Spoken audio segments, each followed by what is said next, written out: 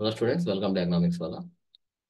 Last వీడియోలో మనం countries based on economy status మీద ఏ విధంగా డివైడ్ అవుతాయనే దాని గురించి డిస్కస్ చేసుకున్నాం. అయితే అందులో భాగంగా మనం డెవలప్డ్ నేషన్స్ గురించి డిస్కస్ చేసుకున్నాం. ఈ వీడియోలో మనం లీస్ట్ డెవలప్డ్ కంట్రీస్ అంటే ఏంటి, వాటిలో ఆ, ఏ ఏవైనా స్పెషల్ ఫీచర్స్ ఉన్నాయా, అలాగే వాటి క్యారెక్టరిస్టిక్స్ ఏంటి అనే దాని గురించి ఒకసారి డిస్కస్ చేసుకుందామండి. Underdeveloped nations especially. So underdeveloped country is one that has widespread chronic poverty అండి. అలాగే ఎకనామిక్ డెవలప్మెంట్ లో కూడా చూసుకుంటే వెరీ లెస్ ఎకనామికల్లీ డెవలప్డ్, అలాగే పావర్టీ లెవెల్స్ కూడా చాలా హై ఉంటాయి. ఇటువంటి కంట్రీస్ ని అండర్ డెవలప్డ్ కంట్రీస్ అని పిలుస్తారండి. అయితే ఈ అండర్ డెవలప్డ్ కంట్రీ అనేది మనకి జనరల్ గా it is unofficial. So official గా ఎక్కడ ఇది మెన్షన్ ఉండదు. అయితే మనకి జనరల్ గా ఒక నోషన్ ఎలా క్రియేట్ అయిందంటే వీటిని లీస్ట్ డెవలప్డ్ కంట్రీస్ అని కూడా పిలుస్తారండి. ఎల్డీసీస్ అని కూడా పిలుస్తారు. జనరల్ గా ఎల్డీసీ అనే వర్డ్ అయితే మనకి జనరల్ గా న్యూస్ లో చూస్తుంటాం. అయితే మనకి యునైటెడ్ నేషన్స్ లిస్ట్ ప్రకారం చూసుకుంటే యాజ్ ఆఫ్ 2022 వరకు మనకి 46 నేషన్స్ ని అండర్ డెవలప్డ్ నేషన్స్ గా రికగ్నైజ్ చేసింది. అలాగే మనకి వరల్డ్ బ్యాంక్ చూసుకుంటే, యాజ్ పర్ ఇది యునైటెడ్ నేషన్స్ అండి. అయితే వరల్డ్ బ్యాంక్ చూసుకుంటే వీటిని మనకి లో ఇన్కమ్ కంట్రీస్ అని కూడా పిలుస్తారు. As per world bank, low income countries. So ఈ ఎల్ఐసి లో ఇన్కమ్ కంట్రీస్ వీటినే మనకి గ్లోబల్ సౌత్ కంట్రీస్ అని కూడా పిలుస్తారండి. Global south nations. సో ఇవి ప్రస్తుతం న్యూలీ ఇండస్ట్రియలైజ్డ్ కంట్రీస్ అని రికగ్నైజ్ చేస్తారు జనరల్గా.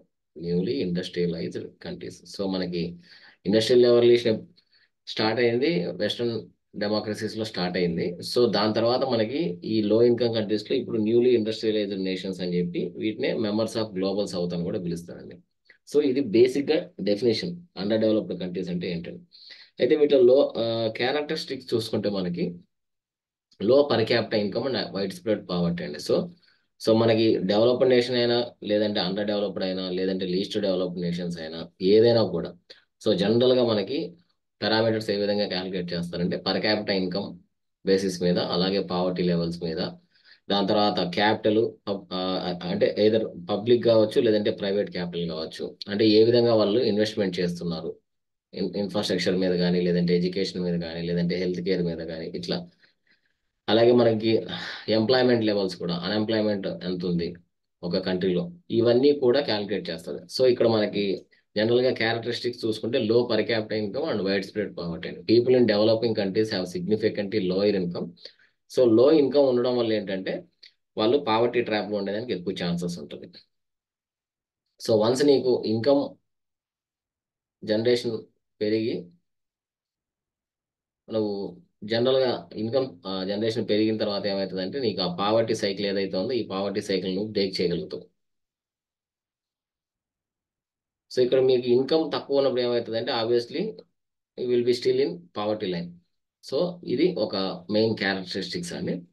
అలాగే మనకి lakh of capital on both public and private side అండి. సో మనకి ఏదర్ పబ్లిక్ అంటే గవర్నమెంట్ సైడ్ అయినా కావచ్చు, లేదంటే ప్రైవేట్ సెక్టర్లో అయినా కావచ్చు, వీళ్ళ దగ్గర సఫిషియెంట్ క్యాపిటల్ ఉండదు. సో ఈ సఫిషియెంట్ క్యాపిటల్ లేకపోవడం వల్ల ఏంటంటే చాలా వరకు మేజర్గా క్యాపిటల్ ఎక్స్పెండిచర్స్ ఏవైతే ఉన్నాయో, అదే ఇన్ఫ్రాస్ట్రక్చర్ కావచ్చు, లేదంటే ఎడ్యుకేషన్ కావచ్చు, హెల్త్ కేర్ కావచ్చు, వీటిలో ఎక్కువ ఇన్వెస్ట్మెంట్ చేసేదానికి కుదరదు. ఏదైనా పబ్లిక్ కావచ్చు లేదంటే ప్రైవేట్ సెక్టర్ కావచ్చు. సో ఇది కూడా వన్ ఆఫ్ ద క్యారెక్టరిస్టిక్స్ అండి.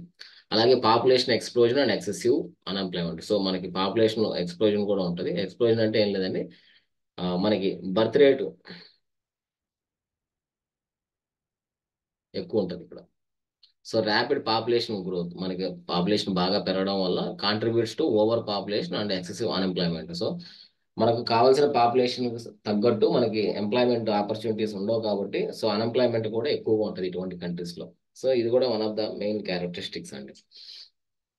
అలాగే మనకి లో పర్ క్యాపిటల్ దీంట్లో చూసుకుంటే వాళ్ళ లివింగ్ కండిషన్స్ ఏ విధంగా ఉంటాయి. They have very challenging living conditions అండి. Due to low income levels people in UDCs face challenging living conditions and limited access to resources. So resources కూడా వెరీ లిమిటెడ్ యాక్సెస్ ఉంటుంది. అలాగే మనకి people in developing countries have a significantly lower income compare to developed countries. ఇది already మనం discuss చేసాం. Developed కంట్రీస్లో మనకి per capital income అనేది అంటే పర్ పర్సన్ సంపాదించే ఇన్కమ్ చాలా ఎక్కువ ఉంటుంది కంపారిటివ్ రిమైనింగ్ కంట్రీస్తో చూసుకుంటే. అలాగే ఈ ఇన్కమ్ ఏదైతే మనకి చాలా లో ఉంటుందో ఈ ఇన్కమ్ ద్వారానే ఏమవుతుందంటే మనకి పావర్టీ లెవెల్స్ కూడా ఎస్టిమేట్ చేయొచ్చు. జనరల్గా మనకి ఇండియాలో కూడా పావర్టీ లెవెల్స్ ఎస్టిమేషన్ చేసేటప్పుడు ఇన్కమ్ అలాగే ఎక్స్పెండిచర్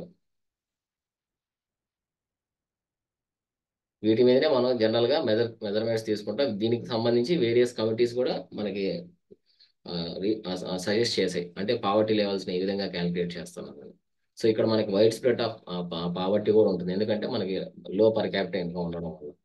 అలాగే ఈ ల్యాక్ ఆఫ్ క్యాపిటల్ బట్టి ఏమవుతుందంటే it will directly impact on development అండి. సో మన దగ్గర క్యాపిటల్ అనేది లేదు కాబట్టి క్యాపిటల్ అంటే మనీ అండి.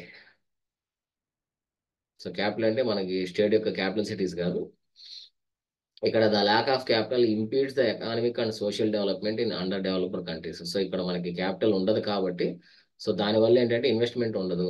ఇన్వెస్ట్మెంట్ ఉండదు కాబట్టి ఎకానమీలో జాబ్స్ జనరేట్ చేసేదానికి కుదరదు. సో దీనివల్ల ఏంటంటే జాబ్స్ జనరేట్ చేయలేం కాబట్టి ఏదైనా ఎకనామికల్గా అయినా లేదంటే సోషల్గా అయినా కూడా ఈ రెండు దగ్గరలో కూడా మనకి చాలా వరకు ఇంపీడ్ అయ్యేదానికి ఛాన్సెస్ ఉన్నాయి. అంటే డెవలప్మెంట్ తీసుకునే ఛాన్సెస్ ఉండదు.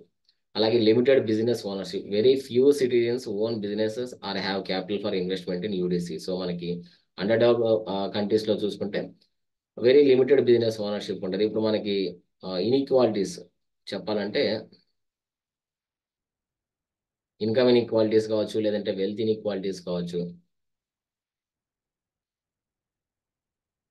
సో ఇవన్నీ ఏంటంటే ఫ్యూ మెంబర్స్ దగ్గర మాత్రమే ఈ క్యాపిటల్ ఉంటుంది, వాళ్ళకు మాత్రమే బిజినెస్ ఓనర్షిప్ ఉంటుంది కాబట్టి వెరీ రేర్ కేసెస్లో మనకి ఇక్కడ డెవలప్మెంటల్ యాక్టివిటీస్ అనేవి ఉంటాయి.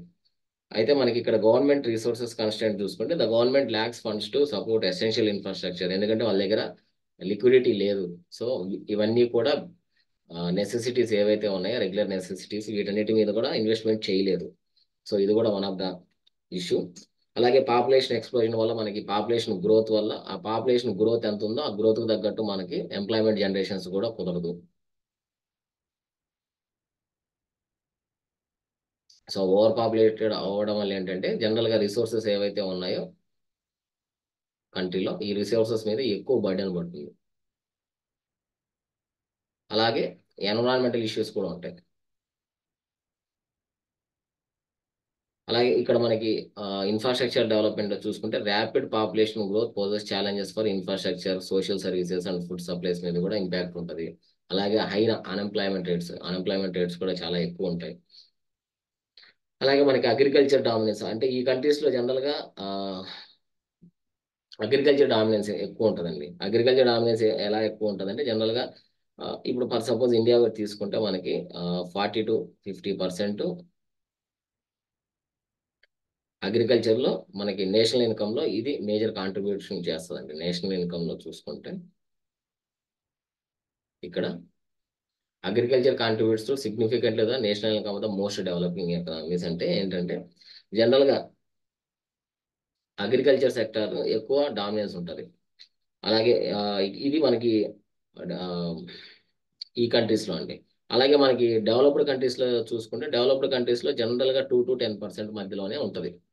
అంటే వాళ్ళు 2 to 10% వరకే అగ్రికల్చర్ మీద డిపెండ్ అవుతుంది. మెజారిటీ అంతా కూడా వాళ్ళు మేజర్గా సర్వీస్ సెక్టార్స్ ఏవైతే ఉన్నాయో ఆ సర్వీస్ సెక్టార్స్ నుంచి కాంట్రిబ్యూషన్ ఎక్కువ ఉంటుంది. అలాగే మనకి సోషియో ఎకనామిక్ ఇంప్లికేషన్స్ చూసుకుంటే the reliance on agriculture leads to socio economic challenges in underdeveloped nations. Productivity challenges చూసుకుంటే underdeveloped countries face reduced productivity in agriculture limiting economic growth. So మనకి ఇక్కడ productivity కూడా చాలా తక్కువ ఉంటుంది కాబట్టి ఈ ప్రొడక్టివిటీని బేస్ చేసుకొని వాళ్ళ ఇన్కమ్స్ కూడా ఉంటాయి. సో ఈ ఇన్కమ్స్ కూడా డైరెక్ట్గా ఎఫెక్ట్ అవుతాయి. ఈ ఇన్కమ్స్ కూడా వీళ్ళకి సరిగా రానప్పుడు ఏమవుతుందంటే వీళ్ళు కాంట్రిబ్యూట్ చేసినందుకు కుదరదు ఎకానమీకి. సో ఆబ్వియస్లీ మనకి ఎకనామిక్ గ్రోత్ కూడా ఎఫెక్ట్ అవుతుంది. ఎకనామిక్ గ్రోత్ కూడా ఎఫెక్ట్ అవుతుంది.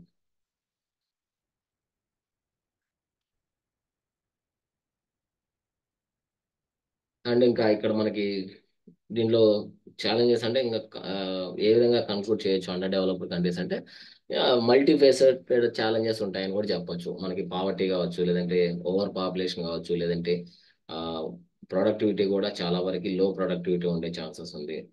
సో అందుకని మనకి ఏం కావాలంటే need for sustainable development. So there is a critical need for sustainable development strategies to address the issues faced by LDCs, UDCs అండి. అంటే సో ఈ సస్టైనబుల్ గా ప్రజెంట్ జనరేషన్స్ ఏవైతే ఉన్నాయో వాళ్ళకి కావాల్సిన రిసోర్సెస్ ని వాళ్ళు ఏ విధంగా యూజ్ చేసుకుంటున్నారో అదే మాదిరిగా ఫ్యూచర్ జనరేషన్స్ ను కూడా కీప్ ఇన్ మైండ్, అంటే వాళ్ళ ఫ్యూచర్ జనరేషన్స్ కూడా కీప్ ఇన్ మైండ్ లో పెట్టుకొని ఎకనామిక్ యాక్టివిటీస్ చేయడం వల్ల సస్టైనబుల్ గా ఫ్యూచర్ కూడా ప్రోగ్రెసివ్ గా ఉంటుందని ఎక్స్పెక్ట్ చేయొచ్చు జనరల్ గా.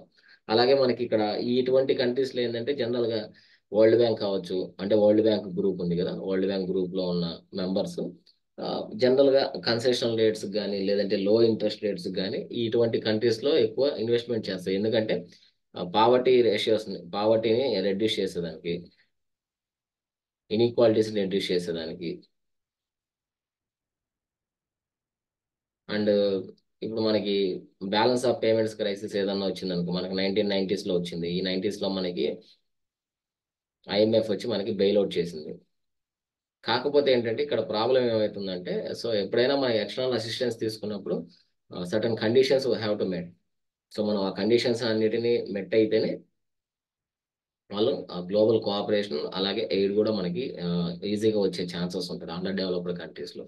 సో ఇది everything about under developed countries అండి. సో ఈ అండర్ డెవలప్డ్ కంట్రీస్ నెక్స్ట్ వీడియోలో మనం లీస్ట్ డెవలప్డ్ కంట్రీస్ గురించి డిస్కస్ చేసుకుందాం అండి. Thank you for watching class. Have a nice day.